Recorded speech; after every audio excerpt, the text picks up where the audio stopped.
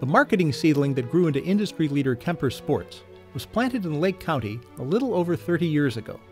Kemper Insurance Chairman James Kemper found the land for it. Steve Lesnik was designated as the cultivator. Lesnik, a Kemper Insurance Vice President, was put in charge of a fledgling operation that included Kemper Lakes Golf Course, about to open 9 holes to the public. Steve Lesnik took to the task of running KemperSports with gusto. Today, more than 3 decades later, the firm employs over 4,000 people and owns or manages more than 100 courses in the Western Hemisphere, hosting about 2 million rounds of golf annually.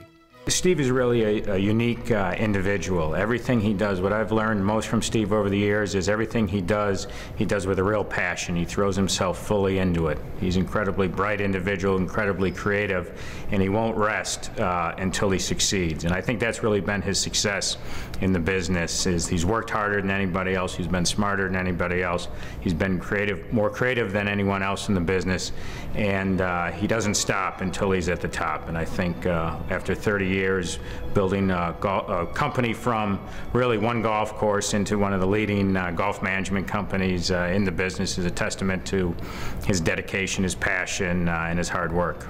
Eyebrows were raised when the PGA of America held the PGA Championship at Kemper Lakes barely a decade after it opened.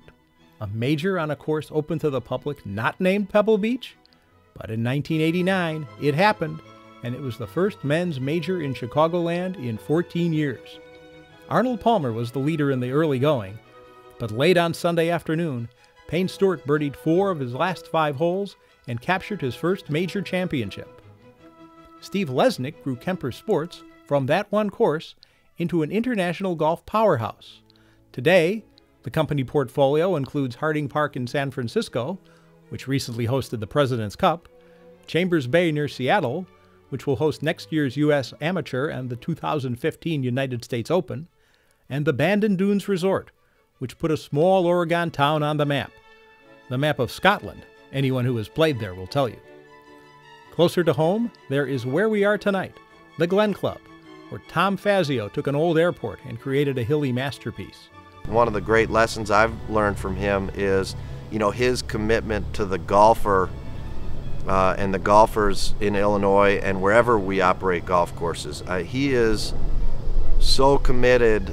It sounds like a company line, and it really isn't. He is so committed to delivering great service, great conditions, great golf course conditions. Whatever the price is at whatever facility it is we're managing, he is really committed to giving the best golf experience. Under Steve, the company added other marquee events, including the long-running Maui Classic college basketball tournament, but golf is at its heart. Steve Lesnik's heart is in both golf and education. With Steve Skinner, he co-founded the First Tee of Chicago. Steve Lesnik has been a chairman or trustee of the Illinois Board of Higher Education, the Illinois Math and Science Academy Foundation, and the Boys and Girls Club of America.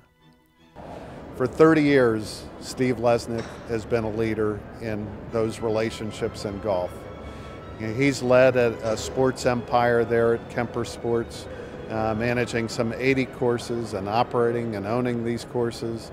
And his dedication to PGA of America professionals and the difference that they make, the personal relationships that they provide to their customers and their fellow employees, speaks volumes about Steve and his knowledge of the game and the business of golf. For several years, Golf Inc. has ranked Steve Lesnik among the half-dozen most powerful people in golf, ahead of the leaders of the PGA Tour, PGA of America, Augusta National, R&A, and USGA. Not bad for someone who started as a sports writer decades ago in Stamford, Connecticut, and then was told by Jim Kemper, grow a golf course into a business.